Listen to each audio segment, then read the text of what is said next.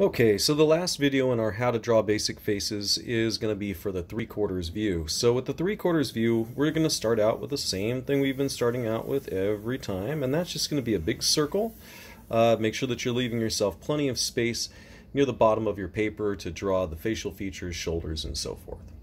Alright, now what we're going to do next is that it's going to be kind of similar to the face from the side and a little bit similar to the face in the front. So we're going to start out with a line that's going to be over here coming off the side of the circle, but unlike the face on the side, this one is going to curve a little bit inward. So make sure it doesn't come outward or straight up and down. We want to curve it a little bit inward. And you can make it go about as far past the circle as you did last time. So here we have, yep, about the same amount. It's about half the height of the circle is the height that I'm going down by.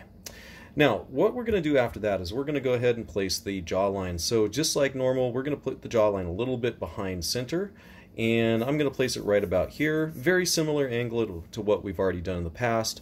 Same sort of an angle for the jawline as what we've done in the past, and you can even kind of look at one of your past drawings and see, do those two angles look similar? And yeah, they look similar. All right, cool.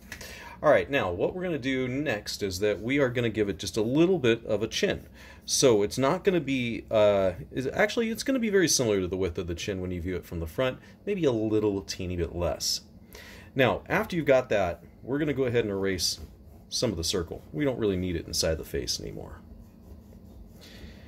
Alright, the next step is that we are going to be figuring out where the center line of the face is. So take a look down here at your chin. This is going to be our way of figuring it out.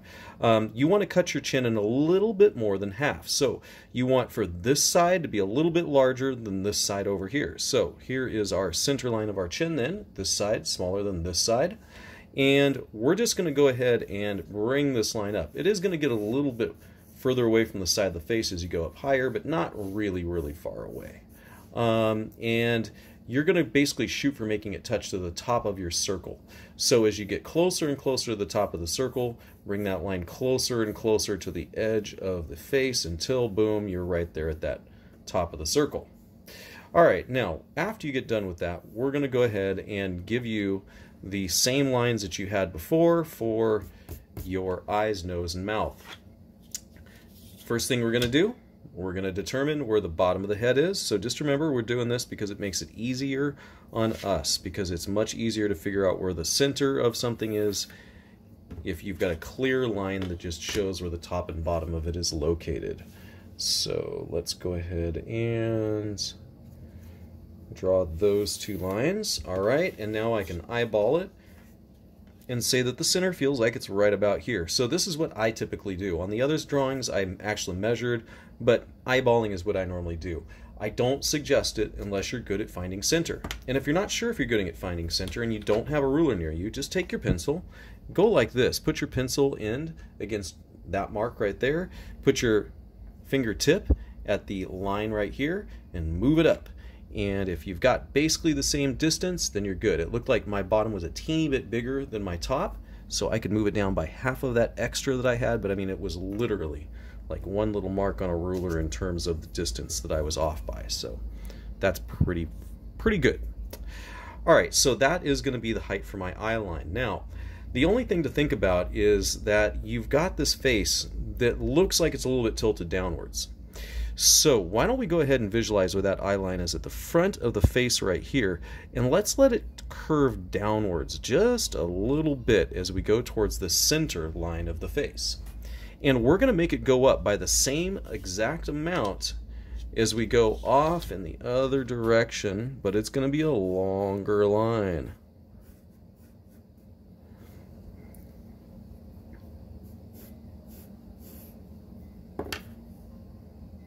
So it looks like I need to adjust my angle. I think I've got it coming up too fast. So here is that same exact amount of elevation gain, but stretched over a longer distance. All right, and that'll give me this subtle little angle to the face. Now, one thing to realize when you're drawing a face at an angle, with a subtle angle like this, it's not going to really happen, but if you've got a really extreme angle to the face, the distances between things may change. So if you've got a head that's really heavily angled downwards, this distance here may not be the same as this one. This distance may be much shorter. All right, now for continuing to draw the other lines, let's see where the halfway point from here to here is. And it looks like we've got right about there. So we'll do the same thing. So just kind of visualize where that would hit along the side, the way that we did there, and then let that line just drop a little teeny bit, about the same amount that we did last time, and then let it curve just the teeniest little bit.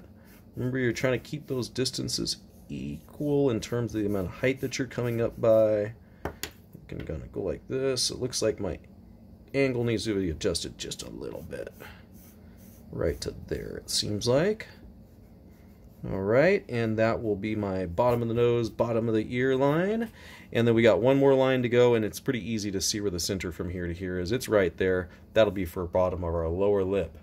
Okay, so just realize you can adjust the angles of the head up, down, however you want, and all you've got to do is just adjust the heights of, or the angles of these eye, nose, and mouth lines, and sometimes the distances between them.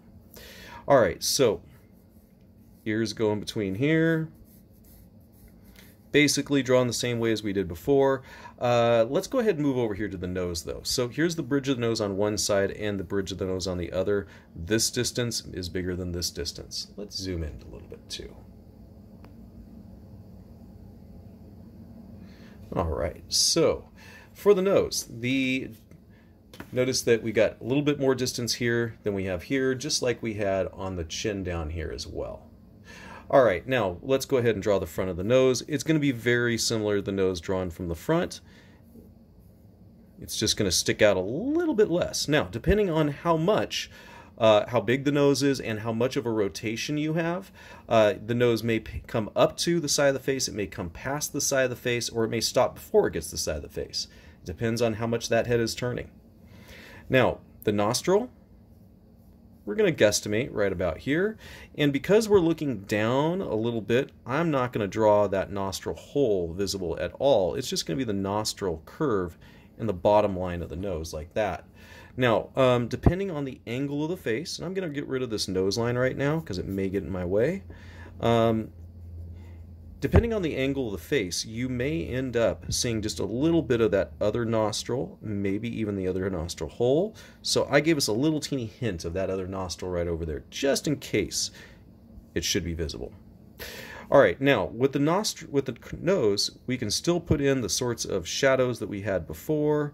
So I'm going to just develop the same sorts of shapes that I had before, and then start to work on those shadows. So here's the shadow that's for the underside of the nose, and for around the nostril hole where it kind of curves under, as well as for the side of the nostril where it may curve out of the light.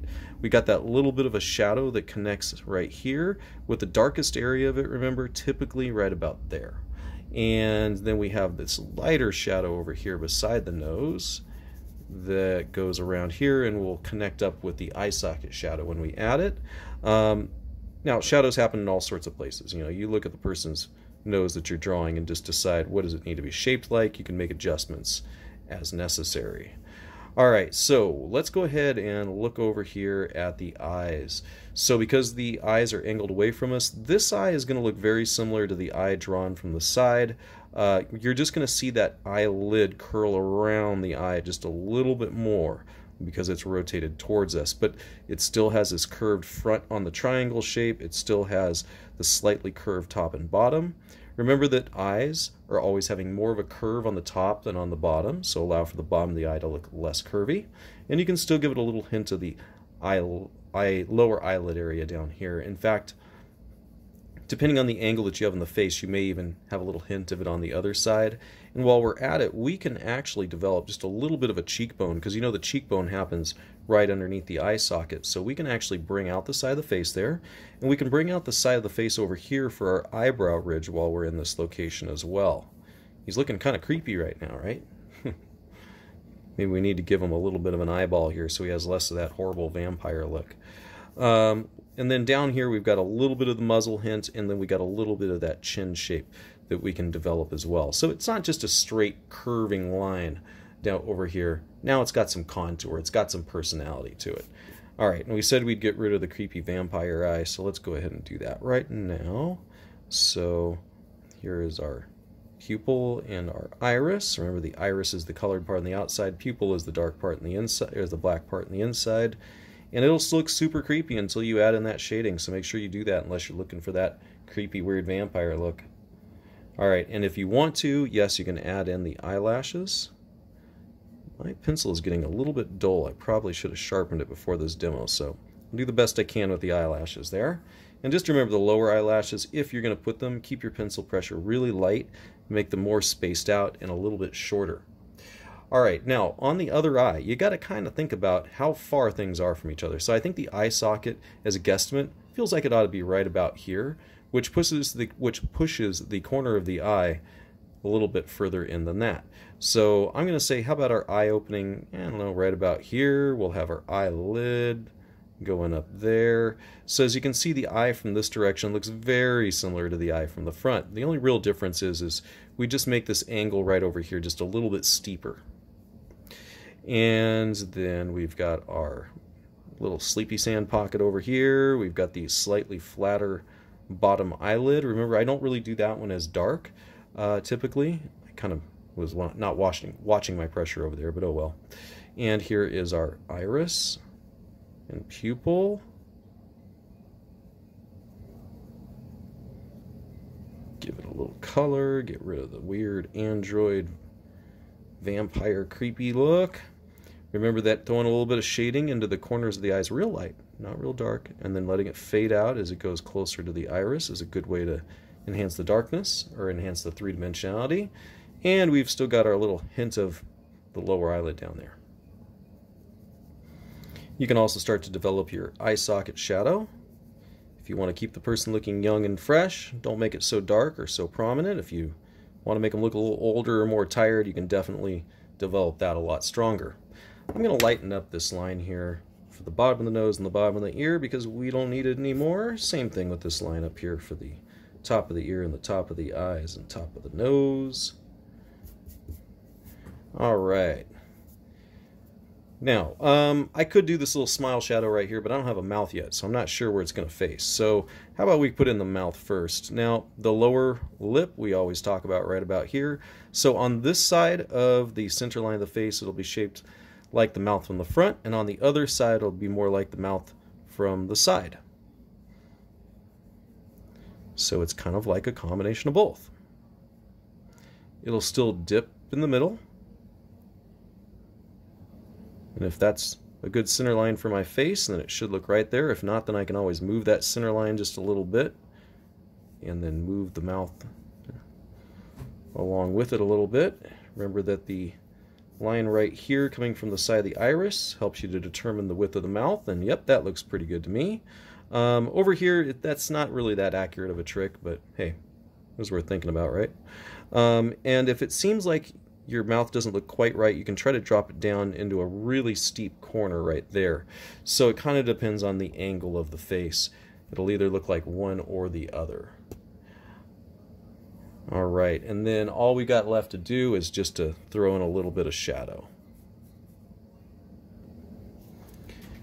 Okay, so for the shadow, I'm going to zoom out a little bit here because I'm going to work fast, and it just works the same way as we've already played around with before, where you allow it to help to define where your cheekbones are and where the muzzle is, where the side of the chin is, where the underside of the chin starts to curve away. You can make the lips with a light shadow on the underside of the lower lip. You can make the slightly dark shadow right at the lower, right underneath the mouth line on the lower lip, so that you help to create that highlight along the upper edge of the lower lip. And then the upper lip is just going to be pretty dark. Gets a little bit darker near the mouth line and on either side of that center dip. You can have that slight hint of a smile shadow. You can put in all the ear details like we've already talked about in the past. You can see that when you get good at things, you can kind of bust it out a little quicker. This is not going to look as nice as if I was really spending my time, but hey, here you go. I've already spent enough of your time with this video, right? Alright, and then your hairline, still in the same basic location, except you can make it tilt just a little bit just like the facial features did. Here's our hair coming around the back side of the head. Here's our back of the neck. Here's going to be that shoulder, the muscles in the neck.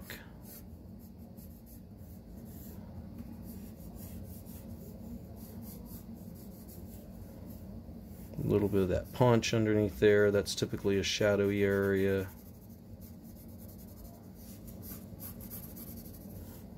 You can give it the Adam's apple, of course, if it's a male figure. If it's not, you can leave that off, of course.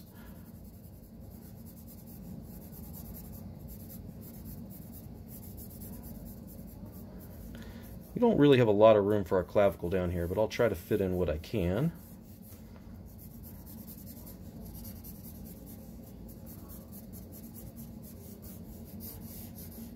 And then the back of our hairline is right about there. So there is our quick and dirty version of a face drawn from a 3/4 view. And I totally realized I gave him the Marilyn Manson eyebrowless look, so let's throw in some quick eyebrows, huh? There we go. Now he looks like a normal person again. All right, and there's our dude. All right, so that was it. Hope you enjoyed.